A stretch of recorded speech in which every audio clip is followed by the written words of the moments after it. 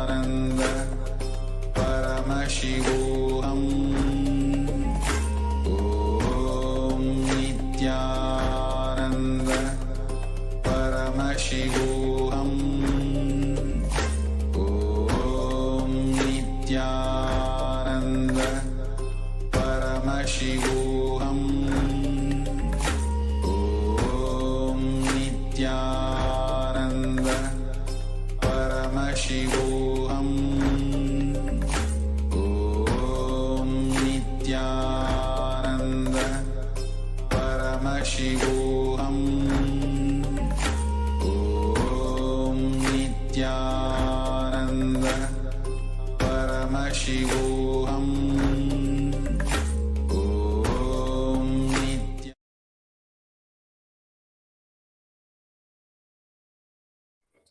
Nithyanandam and welcome. I am Sri Nithya Paramashivoham Maharaj and I'm going to be the Acharya for the next few sessions. I welcome all the participants once again to the Paramashivoham Level 2 session. So now, in the previous sessions, we have been learning about life, the way we perceive life. And now in this session, in this next third session of the Paramashivoham program, we are going to be learning about the social reality. Societal reality means understanding society. Society has taught us so many things. Society has made us who we are, but is the way they made us right? Are the cognitions we hold based on society right? And what can we do to change those cognitions? So be in the space of listening as we delve deeper into this beautiful science of understanding society and the societal reality. So now let's understand societal reality from Swamiji as he shares the powerful cognitions and how to change our cognition on society.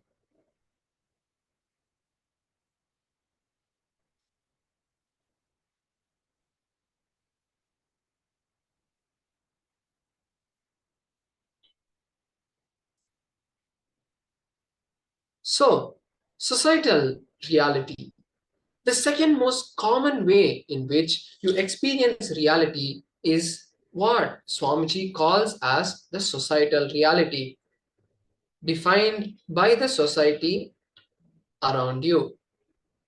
Societal reality exists as a reality for a specific period of time. Societal reality exists due to the agreement or consensus within a group of people,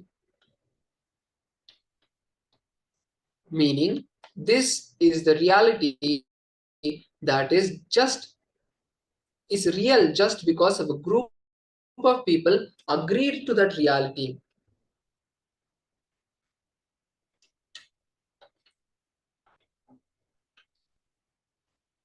For example, for many centuries, human beings believed that the earth was flat.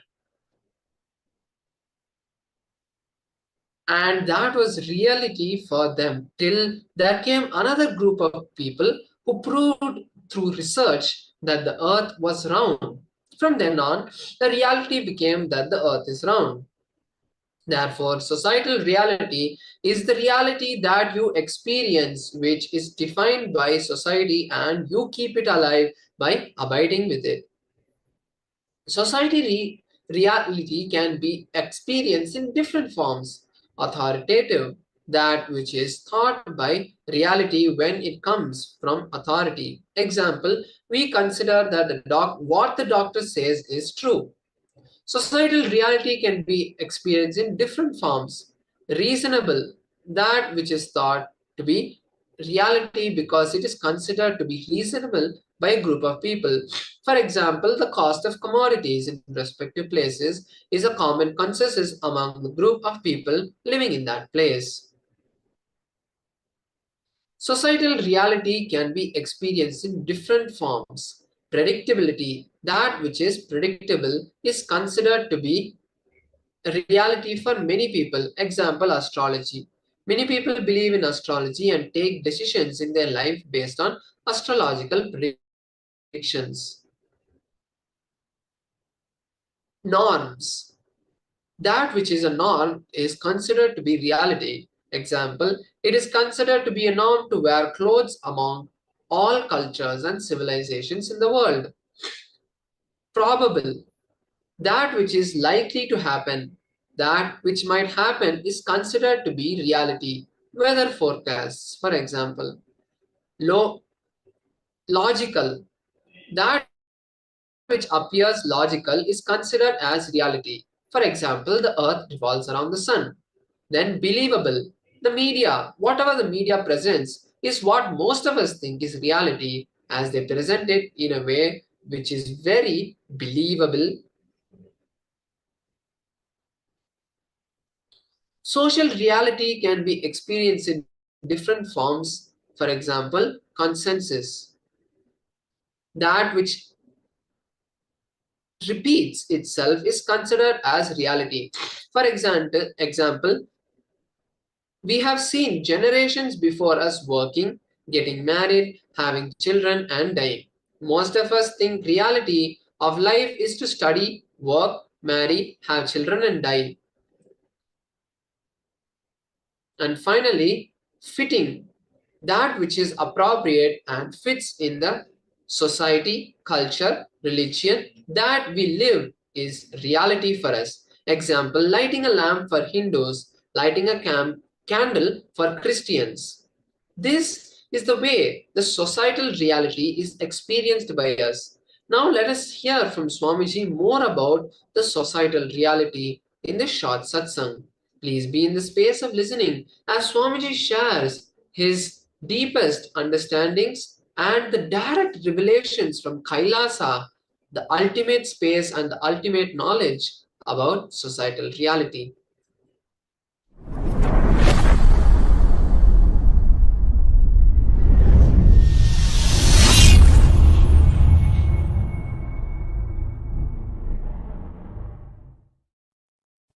Paramashiva's direct message from Kailasa. Conscious intention of you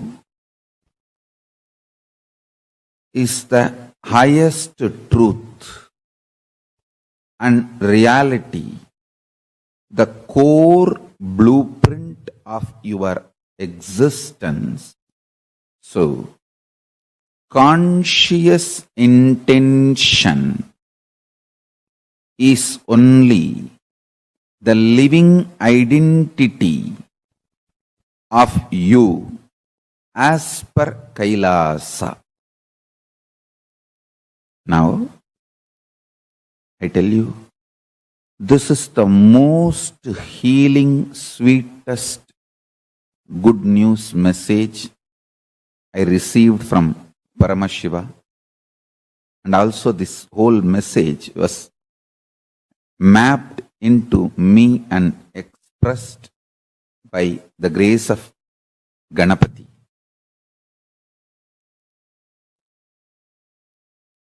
Paramashiva just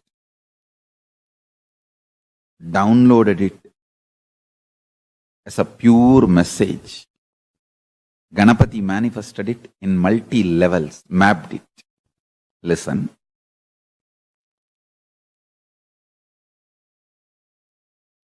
I'll try to expand on this one truth.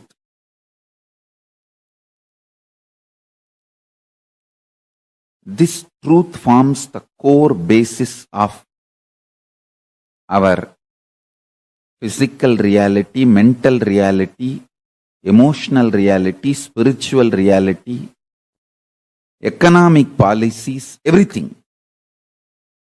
So listen. Your feet and face, both are very much part of you.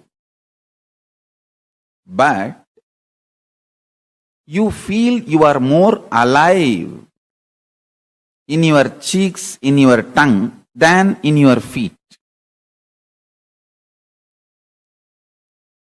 Because the degree of existence, the percentage of your manifestation psychologically, emotionally differs. Listen. Your feet, your face, your eyes, your tongue, everything is part of you.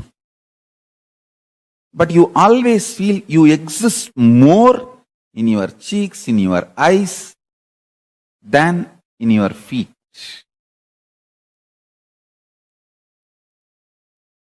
There are various reasons. Let's not bother about the reasons. Understand the example. Exactly same way, you exist more in your conscious intention than your mood swings, ups, downs, hormones, chemicals, imbalances, reactions of those imbalances.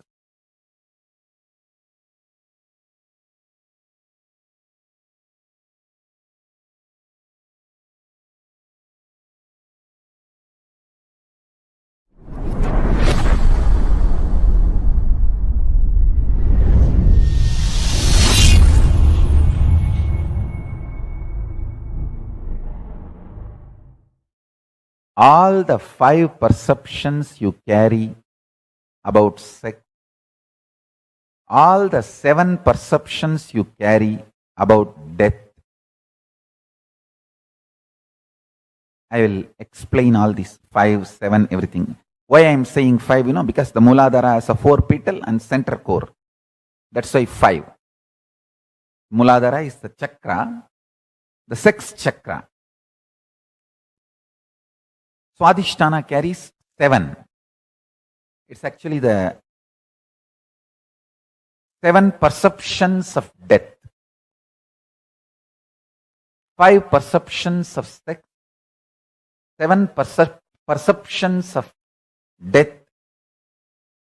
All these 11 perceptions of love, all this is absolute delusion. Please understand, it is not, I am not even saying it is false or lie. If I say it is false, you will try to argue with me. Oh, you don't know, Swamiji. I am really undersexed. It is a truth. It's not false. It is based on the facts. Hey, listen. Anything I say, true or false, you will start arguing. It is not lie, it is this, it is that, all that I am telling you. This very fundamental foundation perception is delusion, I tell you.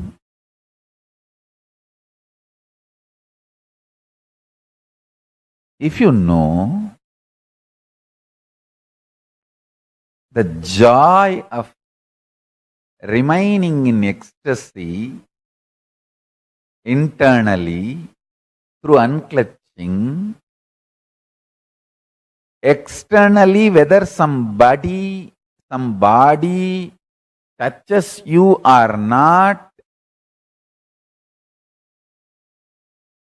this whole perception about the sexual activity and the sex gender identity, the whole thing is delusion. Same way about fear. The multiple definitions, reactions, responses to fear, the whole thing is nothing but your false idea of discontinuity. Listen, there is no discontinuity.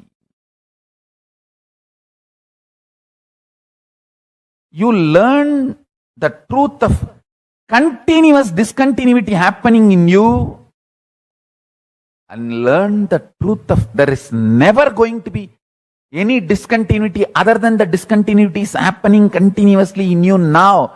If anitya is going to be, that is there now in you. See, the death which is happening in you every moment, that is the only death there. There is no separate death you are going to be experiencing during your so-called death. What is going on in you now, the same thing only will be going on, will go on when during your so-called death also. Listen.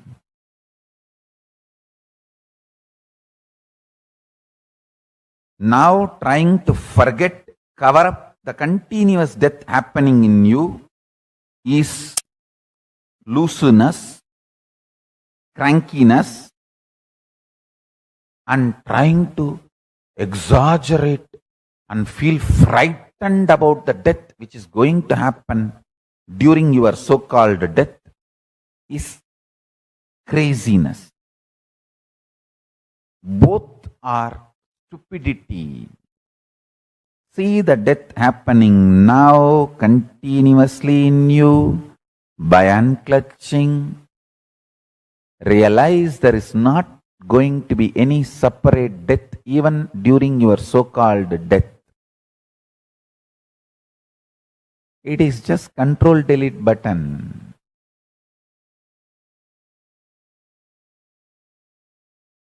Anyone understands this, your internal organs will be just like a sweet 16 forever. Inside you, you will be in sweet 16 and alive, active, constantly working. Constantly working. Sometimes I feel very compassionate to people who are around me, especially Adinavasis, how they are coping up with my aliveness, too much alive, and too much of activism, and ability to perceive things, and ability to plan, and ability to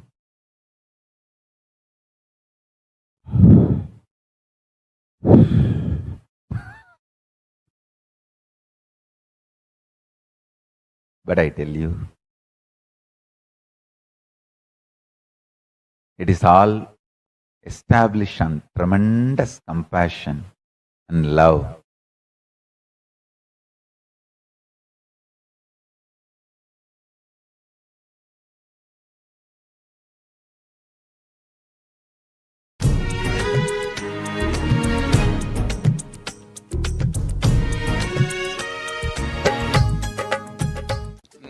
Nityanandeshwara Samarambam Nityanandeshwari Madhyamam Asmadacharya Paryantam Vande Guru Paramparam.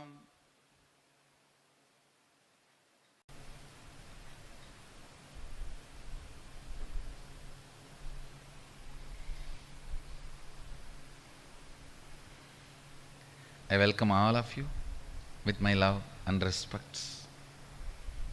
I welcome all the devotees, disciples, Samajis, Satsangis, Srimahans, Mahans, Kotaris, Sarvanyapita Yajamans, Tanedas, visitors, viewers, YouTube subscribers who are sitting with us all over the world through Nithyananda TV, Facebook Live, YouTube Live, and through two-way video conferencing, having Nayanadiksha all over the world. I welcome all of you with my love and respects.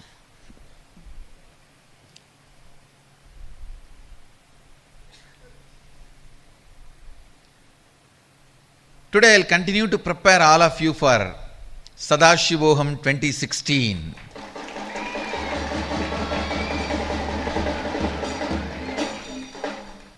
I'll start the satsang by answering your questions which you all sent about the third eye and Sadashivoham 2016. I also give you the opportunity, anybody wants to send any question related to third eye and the science I was explaining, Jiva Ishvara Jahat, 25 states of Jiva, 5 dimensions of Ishvara, 11 dimensions of Jagat. You can send all your questions to nithyanandayogam@nithyananda.org. Email, I'll answer. Now I'll answer already the questions we have received.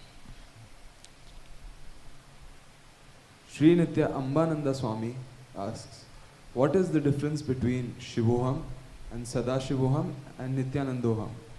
Which state is the highest and ultimate? Which should we follow, use and be in? Understand, all these three are three different names. State itself does not differ, but the expression differs. State itself does not differ, expression differs. You can just experience and keep quiet, and you can be keeping quiet without experience also in dullness. So, sometimes with experience, you can just be silent. Sometimes you can start expressing only the teachings. Sometimes you can express teachings and initiation both. Sometimes you can express teachings, initiations and extraordinary powers. So the various levels of expression is expressed, addressed with various names. Aham Brahmasmi, Shivoham, Sadashivoham, Nithyanandoham. All these are just various words used for various expressions. State itself does not differ, does not change.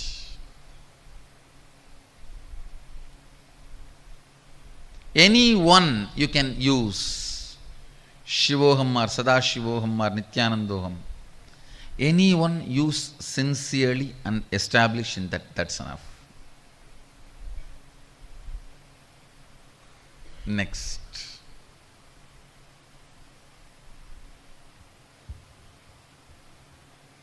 Sanjay Sharma asks, Bhagwan, some time ago in a satsang had mentioned that the Chit Sabha does not exist. He did not exist, nor did we have the audience, nor did we the audience. He mentioned that when we observe through the third eye, there is no one on the Simhasan. A few people also witnessed the emptiness on the throne and reported the same.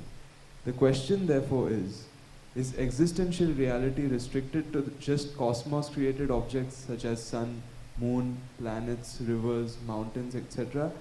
Or does it also include man-made visualized structures and institutions, etc.? What exactly is under the cover of Maya in reference to the first paragraph? Understand, Sanjay, the question you are asking, Bhagavan some time ago in a satsang you had mentioned that the Chit Sabha did not exist, he did not exist, nor did we the audience. And then you are asking this experience, people saw and no one was in the Simhasan. This experience and the theory of Maya, matrix and all that. Listen. When I said nothing exists, I want to give you the experience that whatever you are seeing, 100% not real. I want you to understand that. Next step, same way I want to tell you, whatever you are seeing, 100% is not unreal. Listen. Yesterday I gave you the example of tiger chasing you, Ganga flowing. The existential reality, tiger chasing, Ganga flowing, If you understand these two examples, you will understand which is existential reality, which is Maya. You are asking sun, moon, planets, river, mountains, only their existential reality are the man-made institutions, real. Understand, listen. Man-made buildings are real. Man-made buildings are real. Even if you don't see, they will be there. For the time being, for the time period. Whether you are there or not, it will be demolished the time after that certain time period. If you are there, you will maintain and renovate. So it may be alive. They are there. They are existentially real. Existentially real does not mean immortal. Even Ganga is not immortal. Himalayas is not immortal. Existential real does not mean immortal. Please don't try to confuse it. But the concepts which is supposed to operate on the buildings are not existential reality.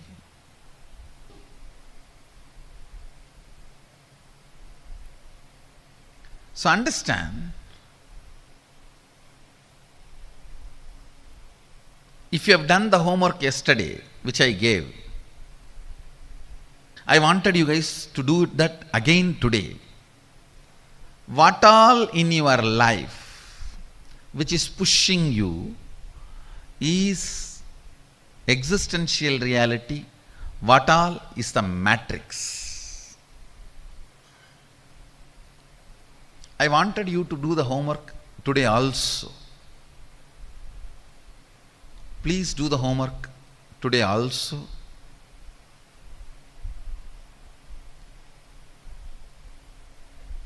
Then these questions will disappear. And send the questions which you face after you practice. The questions you face after you practice. Send it here. I'll be happy to have them and respond to you. With this, I bless you all. Let you all radiate with integrity, authenticity, responsibility, enriching, causing, living Shuddhadvaita Saivam, the eternal bliss, Nithyananda. Thank you. Be blissful.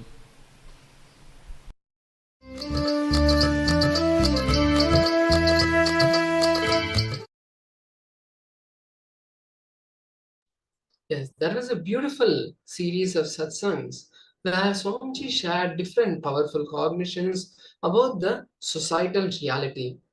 Now let's enter a small exercise where now we are going to be sharing what we understood in these three satsangs on social media. So now when this sharing is happening, it's not just you telling the world what you understood. When you share, it is a process that Swamiji wants you to do. When you do what Swamiji wants, the powerful cognition will go deeper. And obviously, when you learn something, there are 4 different stages before it completely becomes part of you. First, you hear it, then you cognize it, then you you cognize and share it, and then you teach others also. So these different levels of understanding gives you the complete knowledge of the powerful cognition and gives you the experience. So now let us share these understandings that we had, and now in the next segment we are going to be experiencing, which is the 4th stage of the learning. Now let us first share. Let's take a few minutes to share what we understood in this session. Please start writing down, if you want, what you understood during this session.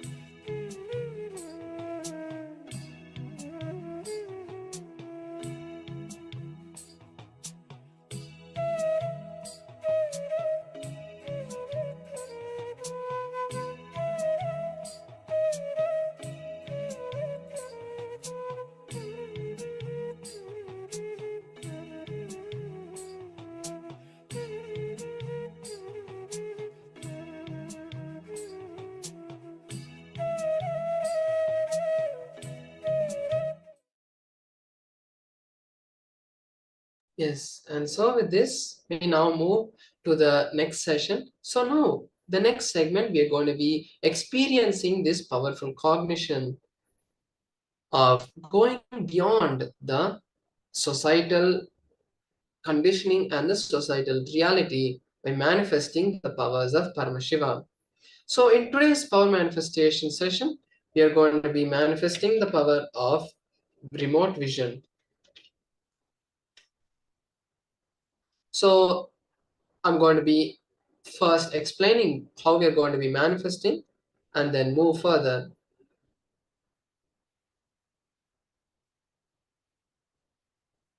So we are going to be manifesting the power of remote vision. And as we saw previously, we already saw the Shastra Pramana for the power of remote vision. Now, let me explain the guidelines. What power, how we are going to be manifesting. So, what we are going to be doing is, I'm going to be holding a particular object, and you are going to be seeing that particular object and scanning, and then telling what power manifestation, sorry, what I'm holding.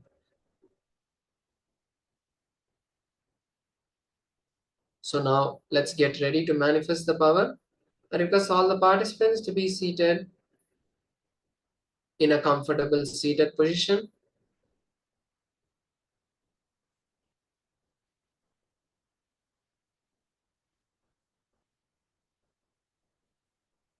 Now visualize Swamiji, and as we saw in the Shastra Pramana, the technique, visualize Swamiji as the vast etheric space, Vyoma Karam.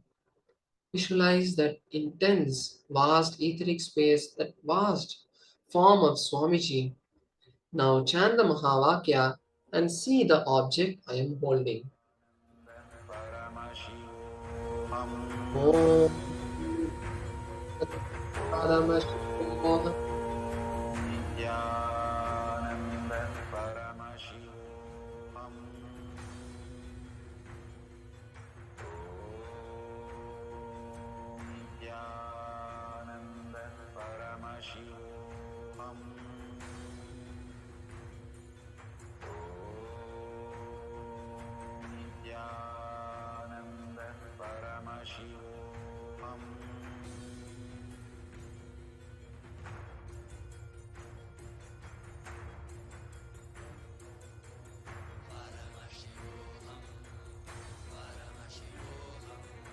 Let Paramashiva's third eye manifest in all our third eyes. Let the Amrita pour, let the Vani open up, manifest in all of us.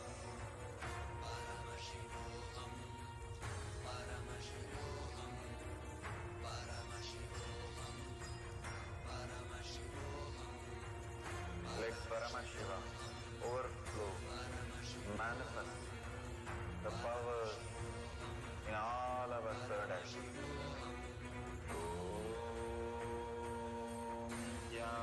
Nithyananda Paramashivoham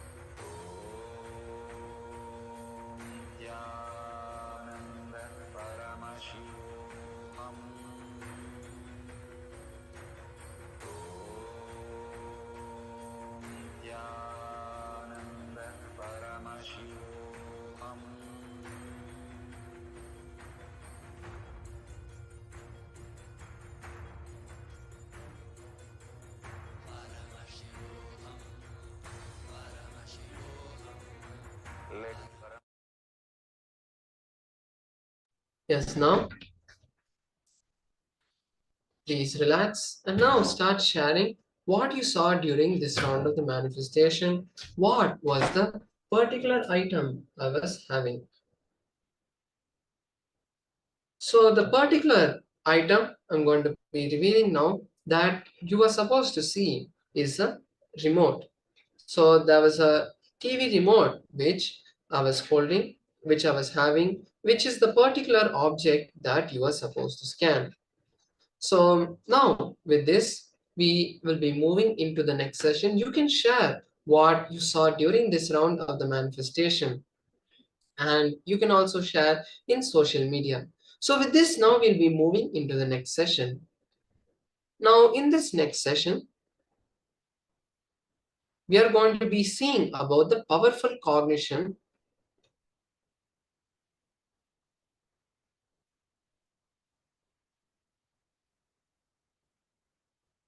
of the physiology of perception. So what is this physiology of perception? The physiology of perception is the way we perceive life, how we perceive things around us, how we perceive reality. That is the physiology of perception. So now, as we enter this session, I request all the participants to be in the space of listening as we enter this session.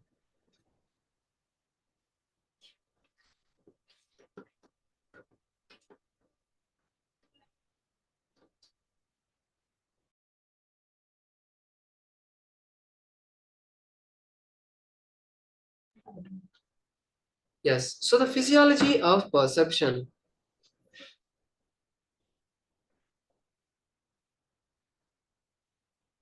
Let us start with the understanding of what really happens on the physical level when we perceive things. When there is a perception of physical reality, the various parts of the brain show a change in neural activity as the neurons, which are the basic building blocks of the nervous system, fire in synchronicity. This results in a random visual pattern of lighting being perceived as scientific shapes, specific shapes and forms. This is how the input from each of our senses is perceived as a experience of particular sound and sense. The act of perception changes that chaotic state into some sort of an order that becomes both the scene in the outside world and process of the scene in the inside seer, as the activity in the nervous system is same at the same time. At the moment of seeing, the probability of what is seen collapses into a specific form. In the Bhagavad Gita, Bhagavan Krishna, the Lord and the Master chooses to give Arjuna the experience of Krishna's cosmic form. Until then, Arjuna had seen Krishna only as a 6-foot handsome friend. But upon Arjuna's request, after Krishna sees that Arjuna is ready to receive the cosmic form, expresses to him, he gives the cosmic darshan, the Vishwarupa Darshana. Arjuna then sees Krishna's manifestation of the entire cosmos in all its seeming chaos. He cries out, "Oh Lord, I can see all the gods, deities in your body. I can see all the sages and divine serpents. I can, O Lord of the universe, see many arms, stomachs, faces, eyes, and your limitless form. O universal form, I cannot see your beginning, middle, or end." Arjuna is unable to bear the experience because he loses his intellectual control over things. He begs for equilibrium, meaning he wants his mind to be under his intellectual control again. He wants to know the cause effect of things and feels that they are in his control because the experience rips him away from his perception of the cause and logic itself.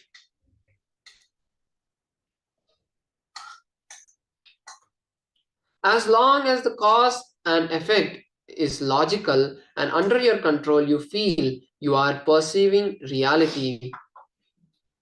But your ego is strong and steady. But the moment the logic is shaken, you feel a tremendous fear. You feel you are just a drop in an ocean. So now let us understand this powerful cognition directly from Swamiji as he shares about the perception of reality. Please be in the space of listening as we now move into this beautiful satsang.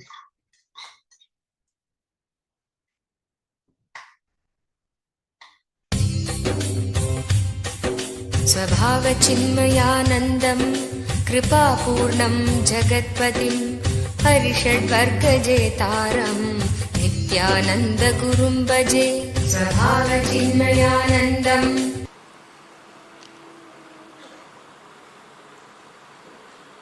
Wow. Here is a very beautiful question. Somebody is asking, Swamiji, you say there is no scale to find out whether the state in which we are there is reality or not. This person is asking, every day when I come back to waking state, I see same house, same world. But every day when I go back to dream, I don't see the same world. I don't see same world. So can this be used as a scale? With this we can say that this world is reality. This world is real. Very intelligent question.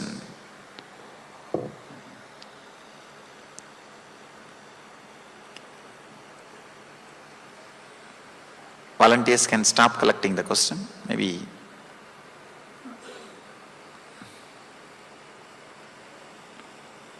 please settle down. Very wonderful question which we need to understand and internalize.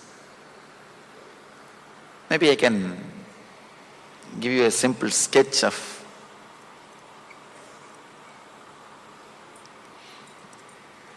then we'll be able to understand.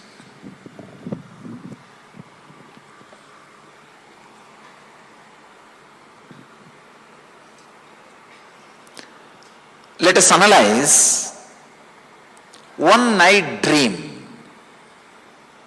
For example,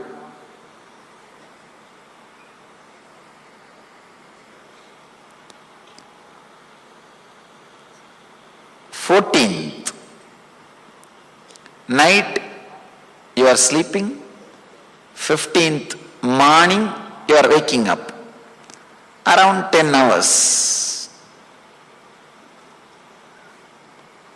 10 hours you are sleeping. Have you ever realized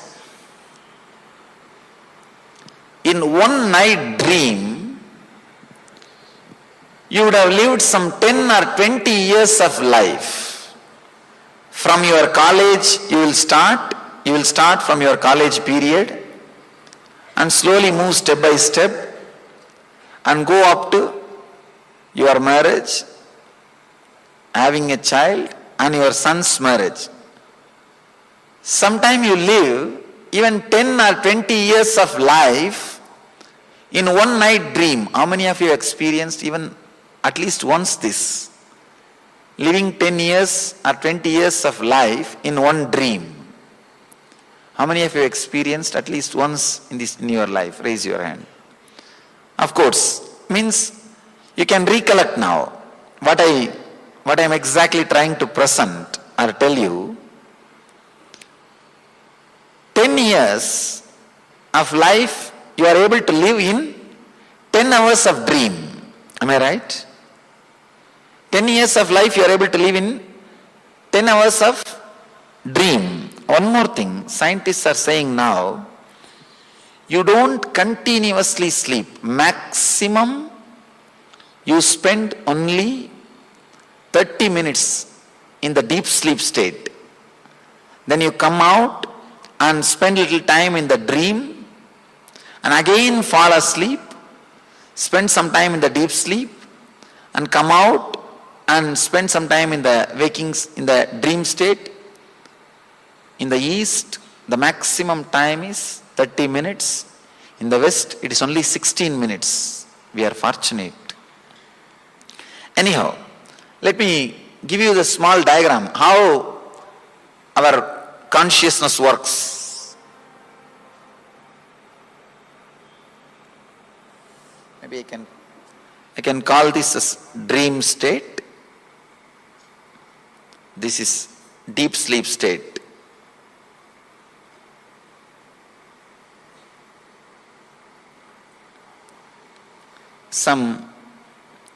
You fall into the deep sleep, maybe half an hour you spend there, then come back to the dream and go through some dreams, again fall asleep, spend some half an hour, come back, again go through some dreams, again fall asleep, come back, go through some dreams, again fall asleep. This is the way you are moving. This is the way you move between dream state and deep sleep state. Understand, in one night, 10 hours, you dream as if you lived 10 years of your life. Means in the first episode, you see you are in college. The second episode, when you come back, you see you are getting married. In the third episode, you see you have a son. Maybe in the fourth episode, when you come back, you see your son getting married. An important thing you need to understand, when you fall asleep and come back, in these different episodes, you do see the same world even in the dream state. Am I right? You do see the same world in the dream state. Understand, it's a very subtle point. Very subtle understanding. If you can catch, it will really lead to a very big clarity which can really revolutionize the way in which you think about your life, the way in which you try to solve the problems of your life. There is a beautiful story. One person was dreaming. In the dream he saw a tiger chasing him and shouting, "Oh, tiger is chasing me, save me, save me." There was another guy sleeping next to him. He got up and he saw that his friend is shouting, "Tiger is chasing me, save me, save me." What he is supposed to do? He is supposed to just tell him, "Hey, get up." Instead of that, if he tries to supply some weapon, you don't know what will happen. He may kill himself or he may kill you. You do not know how to decide. If you understand these basic things, suddenly you will see the decision making will be revolutionized. The cognitive shift will happen in you. The way in which you think and the way in which you make decisions, the way in which you try to find out solutions for your problems will be different. Means you will start working towards the right solutions. The right solution at that moment for that person is just asking him, "Wake up." That's the right solution. Instead, if you are trying to find out any other solution, it will only lead to more and more problems, more and more difficulties. Here, all I want to tell you is, in 10-hour dream, 10 hours of deep sleep, you live 10 years of dream. Means many times you fall asleep and come back. When you come back, naturally in all these 4 episodes, even though there was a break, you saw the same world.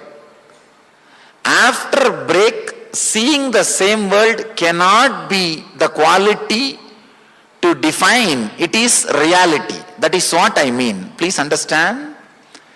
After a break, if you see the same world, that cannot be the scale to define or say this is reality.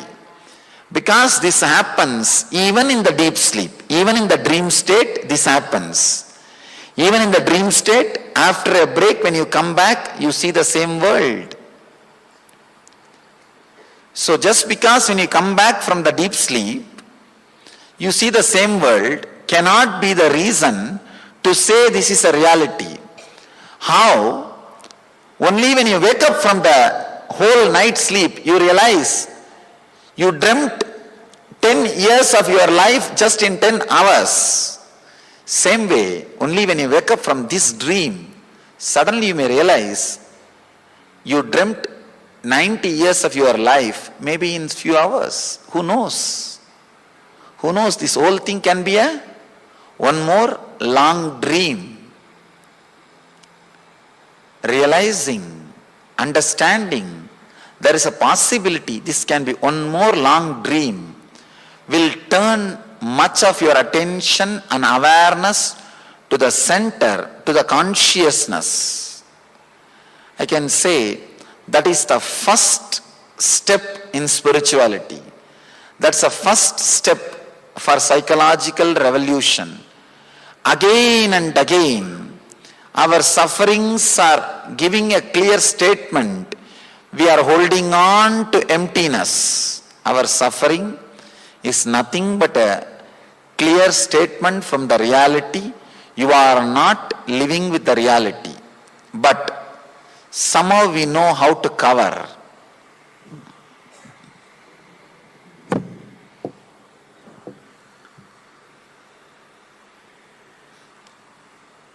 The first chapter of the Gita is called Arjuna Vishada Yoga. Means depression, confusion. We also face the depression and confusion in our life. I call this depression of success. After achieving what we want to achieve, but realizing what far we want to achieve has not happened, a kind of a depression will happen in us.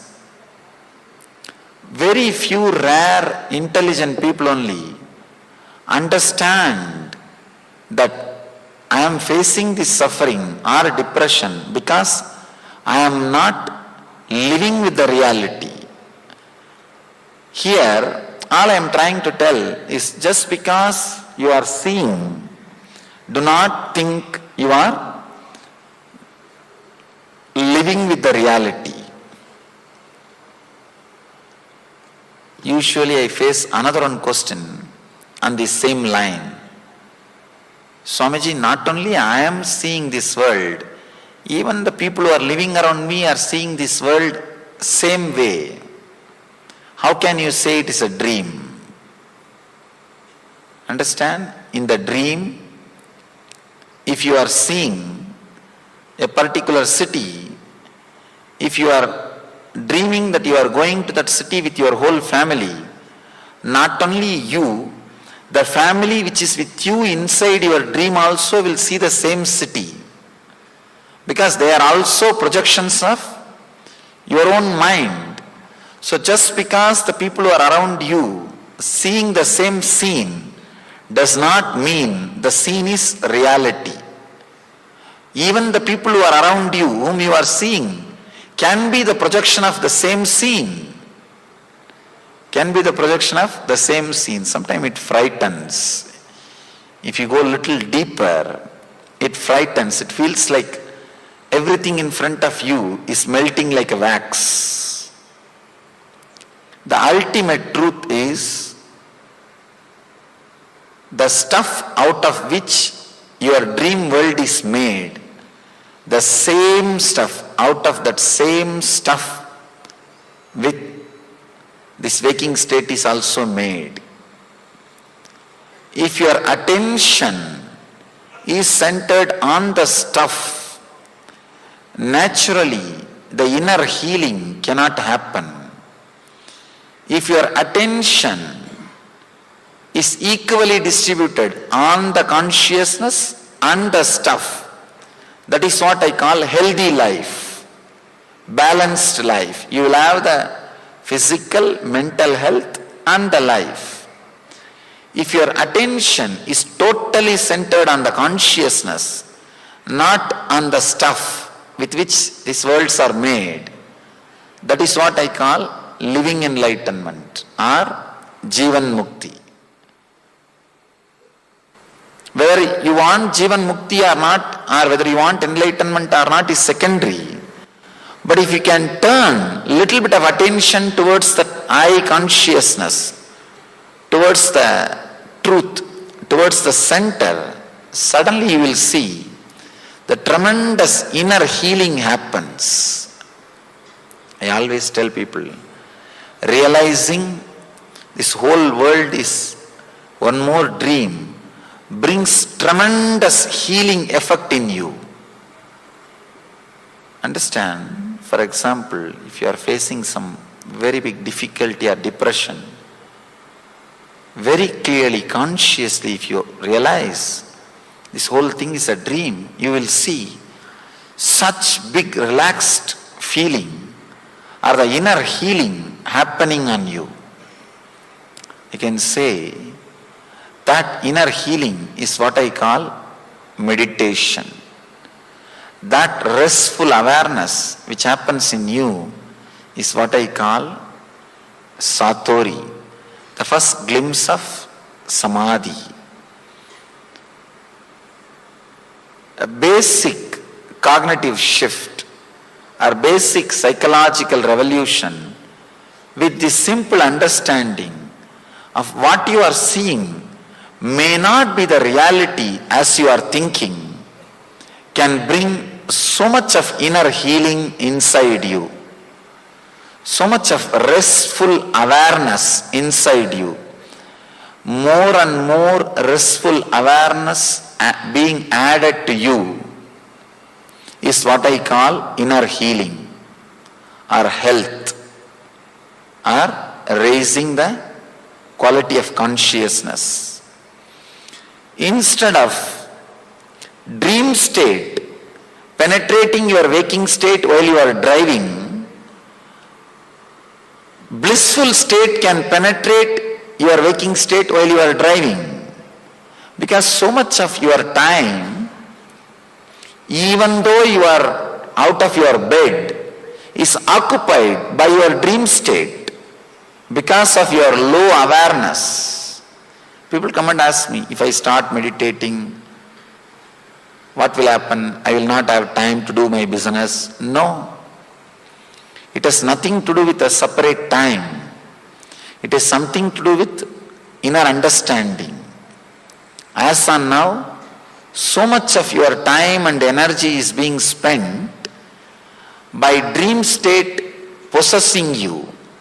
Instead of that, you can allow the turiya state, blissful state possessing you. You can just change the attitude. You can just shift the energy. You can just go through a big transformation. That is what I call psychological revolution.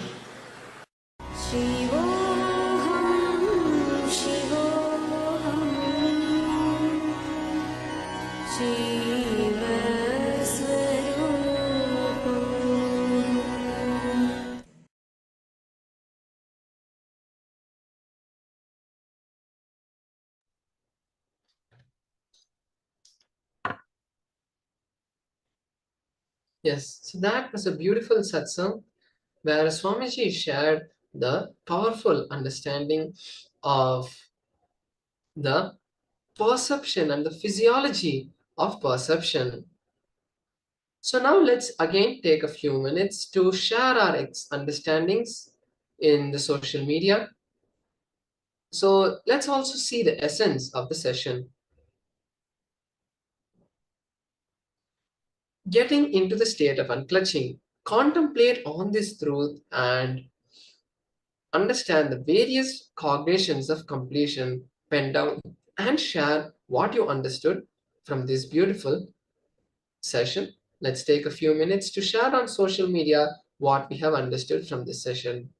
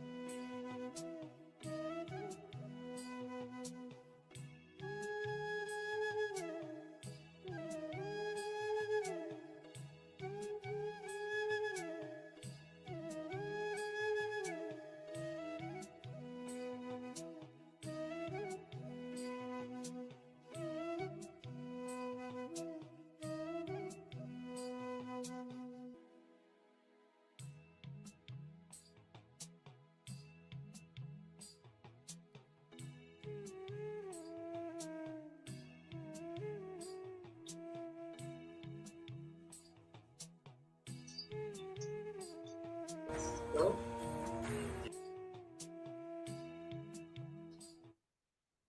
Please relax. And with this, now we move into the next round of the power manifestation.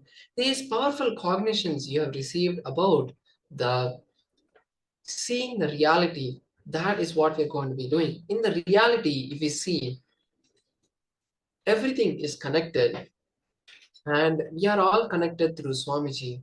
So from this space that we have just received, now let's move into the third. Let's move into the next round of the manifestation, manifesting the power of remote vision once again. So let me give you the instructions now. So once again, I'm going to be asking you to see a particular object that I'm holding, a particular object I'll be holding in my hand, and then you can share what you have seen in your third eye and then share it at the end of the manifestation. Now I request all the participants to please be seated in the space of unclutching. Close your eyes, visualize Swamiji, connect with him, and now let's start chanting the Mahavakya. Om Nithyananda Paramashivoham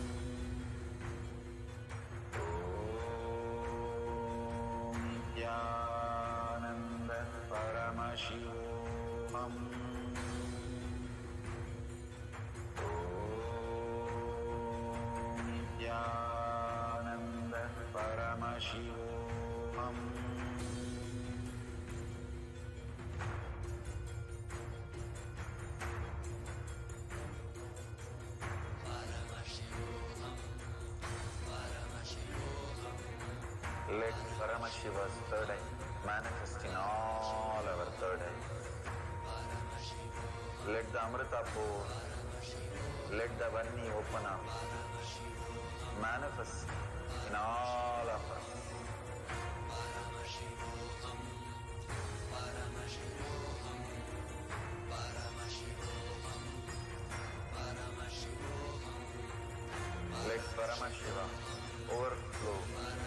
manifest the powers in all our third eye.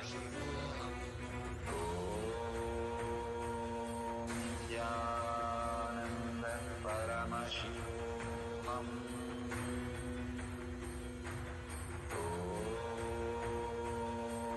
Nithyananda Paramashivoham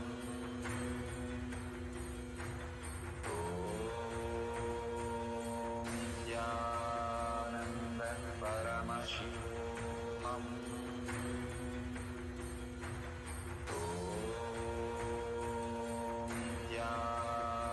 Nithyananda Paramashivoham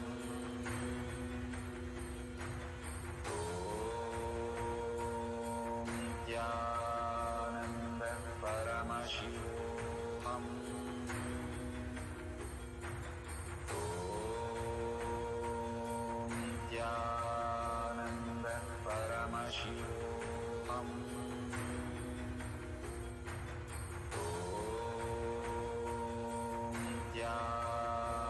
Nithyananda Paramashivoham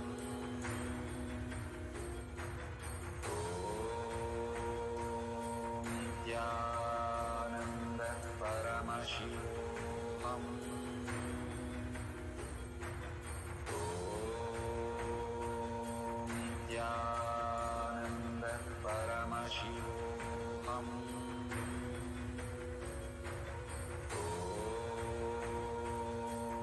Nithyananda Paramashivoham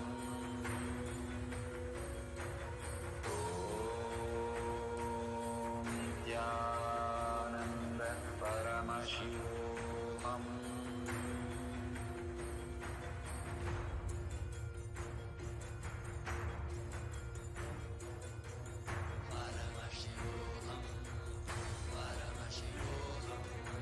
Let Paramashiva's third eye manifest in all our third eyes. Let the Amrita pour, let the Varni open up, manifest in all of us.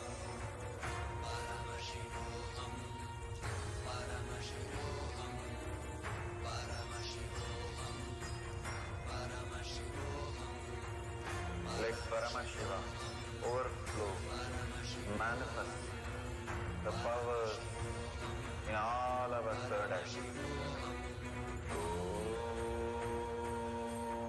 Nithyananda Paramashivoham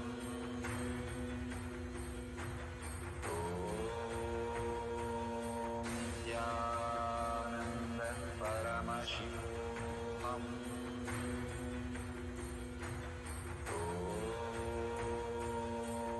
Nithyananda Paramashivoham